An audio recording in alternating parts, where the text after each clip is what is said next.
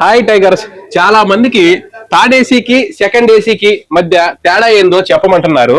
ఇప్పుడు చెప్తాను చూడండి. థర్డ్ ఏసీ కోచ్ లో ఒక కోచ్ మొత్తానికి 72 మెంబర్స్ దాకా ప్రయాణించవచ్చు.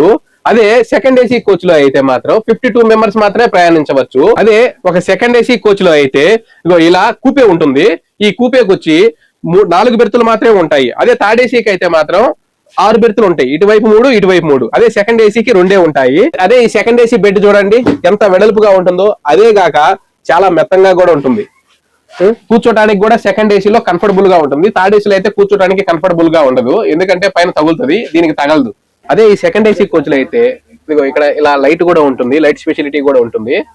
అదే సెకండ్ ఏసీలో అయితే ఇలా కటన్స్ ఉంటాయి. ఇలా కటన్స్ వేసుకోవటం వల్ల ఎలాంటి డిస్టర్బెన్స్ అయితే ఉండదు, చాలా బాగుంటుంది.